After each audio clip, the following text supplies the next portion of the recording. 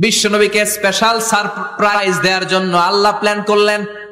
জিব্রাইল ডেকে বললেন, ও জিব্রাইল, আমার পেয়ারা নবীকে স্পেশাল সারপ্রাইজ দিব, কিন্তু এই সারপ্রাইজের গিফটটা তোমার হাত দিয়ে আমি দিতে চাই না, তুমি দিয়ে আসলে হবে না। আমার পেয়ারা নবীকে দুনিয়া থেকে টান দিয়ে আমার আরশের উপরে নিয়ে আসো।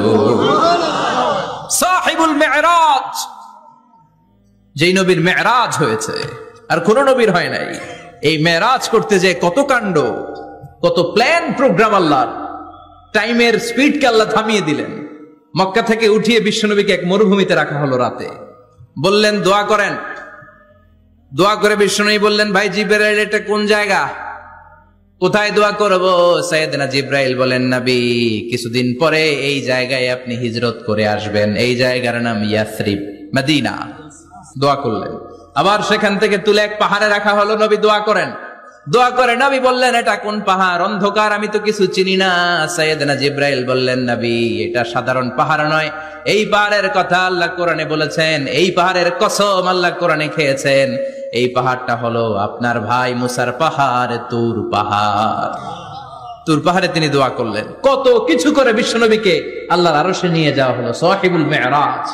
বিশ্বনবী ছাড়া আর কোন নবীর কি এরকম মেরাজ হয়েছে? সবাই বলেন হয়েছে। বিশ্বনবী মেরাজে গেলেন, মেরাজ থেকে ফিরে আসলেন। বিশ্বনবী বর্ণনা করলেন, আমি বাইতুল মাকদাস দেখেছি মাঝরাতে, লক্ষাধিক নবীকে নিয়ে নামাজের ইমামতি করেছি, 7 আকাশ দেখেছি, আল্লাহর আরশ দেখেছি, আল্লাহর সাথে কথা বলেছি, আবার ফজরের আগেই মক্কায় ফিরে এসেছি। সবাইকে খাইছে মোহাম্মদের মাথার তার ছিঁড়ে গেছে। নাউজুবিল্লাহ পড়ে। আবু জাহেল, উতবা, সাইবা সবাই মিলে একটা সুযোগ পেল, বললো, এতদিন আমরা আবু বকররে বুঝাইতে পারি না, আজকে মোহাম্মদ যে কথা বলে এটা বললে আবু বকররে আমাদের দলে নিয়ে আসা যাবে। সবাই সাইয়েদনা আবু বকরের কাছে যায়, যে বলে, আবু বকর, জানো নাকি তোমার নবী নতুন কথা আমদানি করেছে? কি বলেছে আমার নবী? তোমার নবী বলে মাঝরাতে বাইতুল মাকদাস গিয়েছে। বাইতুল মাকদাসে তখন দ্রুতগামী ঘোড়া দিয়ে ছুটলেও যেতে লাগে 15 দিন।